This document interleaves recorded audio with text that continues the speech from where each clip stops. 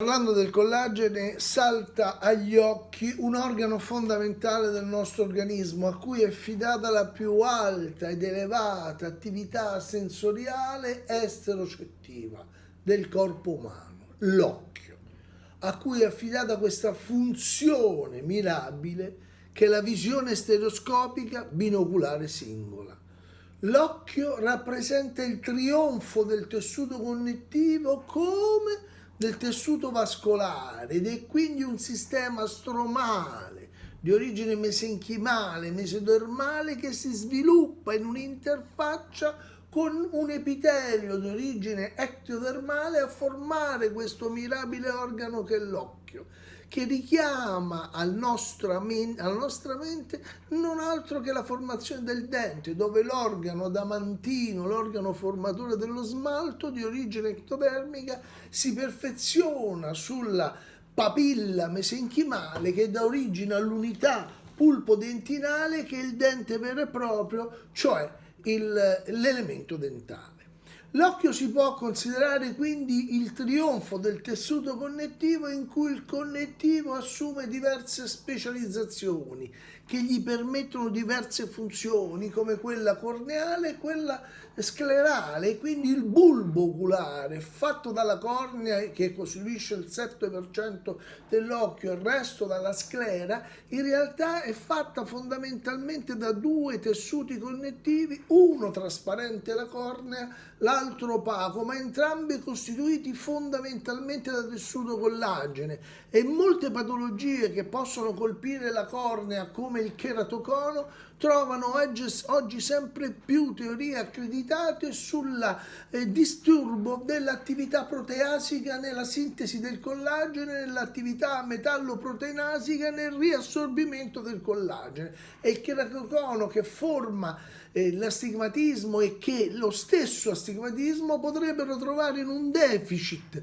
della sintesi del collagene la causa della loro insorgenza. Quindi tornando alla cornea, che è un po' questa membrana trasparente convessa anteriormente che costituisce la porzione anteriore della tonaca fibrosa connettivale del nostro bulbo oculare, rappresenta la più potente lente dell'apparato visivo. Infatti la cornea insieme al cristallino sviluppa tutto il potere diottrico oculare, ci permette di vedere in modo nitido. In realtà però la cornea, se noi la andiamo a misurare, ha uno spessore quasi impercettibile di oltre poco più di mezzo millimetro, parliamo di 520-540 micron, e vista anteriormente si assume questa forma non rotonda come la immaginiamo, ma ellittica, più larga orizzontalmente e meno ampia verticalmente, e nella sua parte centrale essa è la parte proprio più sottile dovuta alla curvatura, quindi è più spessa alla base e nel punto di curvatura è più piccola. E questo cosa ci fa capire? Che la cornea, che quindi diventa quel punto di passaggio della luce, ma è anche al davanti dell'iride e della pupilla, questa è una lente trasparente senza vasi e rappresenta praticamente un elemento essenziale del sistema diottrico, cioè della capacità visiva, dell'acuità visiva del viso dell'occhio, e permette di essere attraversata da raggi luminosi, ma sono proprio quei raggi luminosi poi a danneggiarla se ricchi di tessuto di radiazioni ultraviolette. Infatti noi non possiamo osservare, guardare direttamente il sole, potrebbe essere una tortura guardarlo. La cornea in realtà è formata da questo epitelio pavimentoso stratificato, mentre tutti i successivi strati sono formati da un intreccio di fibrille di collagene disposte in lamelle con una matrice glicoproteica che le unisce. Qual è il senso? Il senso della struttura del collagene, ponendosi proprio quasi come una rete, una filtra, come un occhiale stenopeico, permette il filtraggio di alcune radiazioni luminose eliminando gli altri e quindi eliminando il potere diffrattivo. Funziona come un vero e proprio filtro praticamente visivo.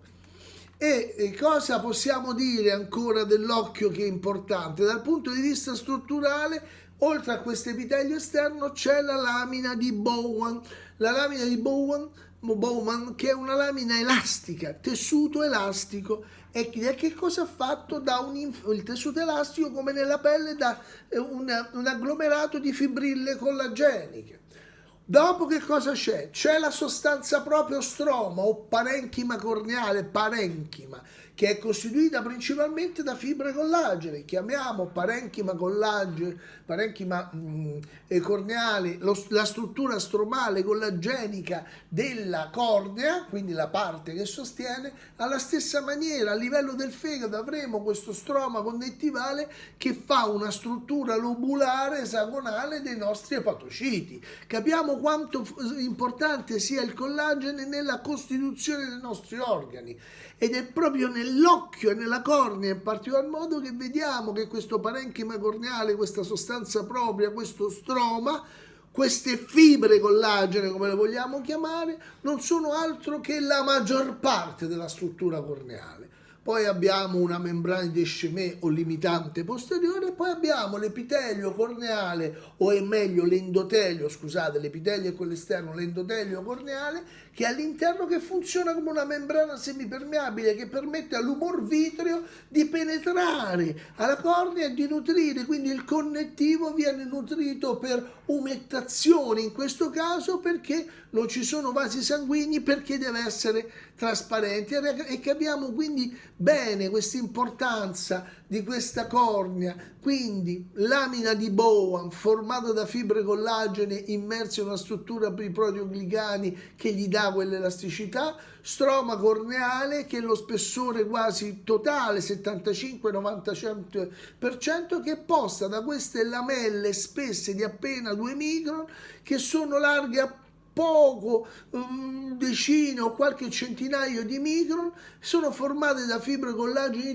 tipo 2 poste parallele fra di loro, e praticamente le strutture cheratociti che li formano, gli strati lamellari permettono il passaggio della luce perché le loro fibrille sono più piccole a lunghezza d'onda della radiazione elettromagnetica che le attraversa, e inoltre sono precisamente distanziate fra di loro e la dispersione è ridotta al minimo, dato che le fibrille collagene determinano interferenza distruttiva in tutte le direzioni, tranne in quella anteriore. Cos'è? È una griglia diffrattiva, è un filtro diffrattivo che crea una luce quasi monocromatica, un fascio di luce, quindi proietta direttamente, fa convergere luce. Questo stroma, questo connettivo diventa il filtro del nostro occhio, che permette di filtrare la luce che arriva in modo diffuso e farla convergere praticamente verso la cornea. Ecco il potere diottico della lente. Il potere diottico di una lente da che cosa ha fatto? Da cellule? No, da fibre collagene. Capiamo quanto sia importante il collagene praticamente per noi. E poi c'è la membrana di Deschamets subito sotto, su cui è applicato l'endotelio corneale che abbiamo già parlato.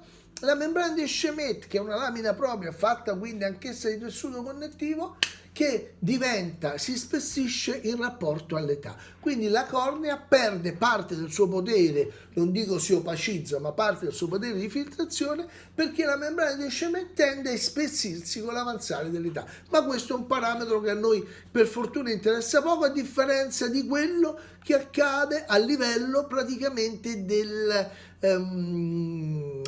cristallino.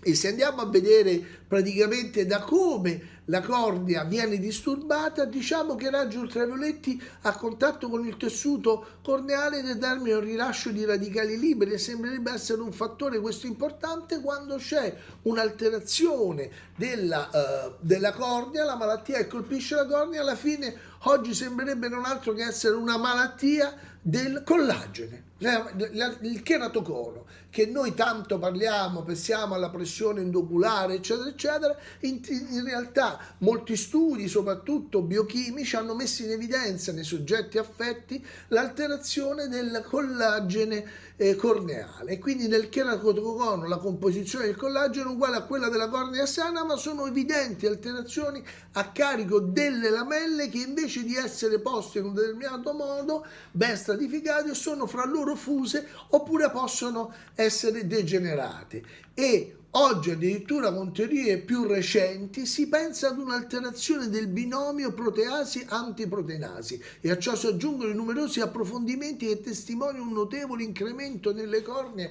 affette da retrocrono del tasso di metalloproteinasi della matrice extracellulare, l'aumento del tasso delle metalloproteinasi. Oggi sappiamo che dando vitamina C e dando soprattutto biopeptidi del collagene, in particolar modo la disponibilità alta di idrossiprolina, ci permette di ridurre l'attività delle metalloproteinasi. Si tratta sostanzialmente di queste metalloproteinasi che sono proteasi di diversa specificità, in particolar modo sono delle collagenasi e quindi degli enzimi deputati al catabolismo delle fibre collagene che costituiscono il tessuto corneale. Questo cosa significa? Significa che se noi diamo collagene non possono altro che stare meglio i nostri pazienti affetti praticamente da cheratocono. Capiamo bene quindi guardando l'occhio, guardando come è formata una lente, come è formata praticamente il cristallino, che altro non è che formato da tessuto collagenico, capiamo bene praticamente che fondamentalmente il nostro cristallino, che è una lente discoidale a forma di mandorla trasparente posta fra l'iride, praticamente il corpo vitro, ancorata al corpo ciliare mediante i legamenti, si trova in sospensione e viene automaticamente deformata per regolare la messa a fuoco. Si tratta di una struttura come la cornea non provvista da nervi o da vasi sanguigno-linfatici, pertanto la sua nutrizione come la cornea arriva dall'umore acqueo. Ma da che cosa è composto il cristallino? È costituito da fibre collagene disposte in modo regolare parallelamente fra di loro, il che normalmente conferisce al cristallino la sua caratteristica trasparenza.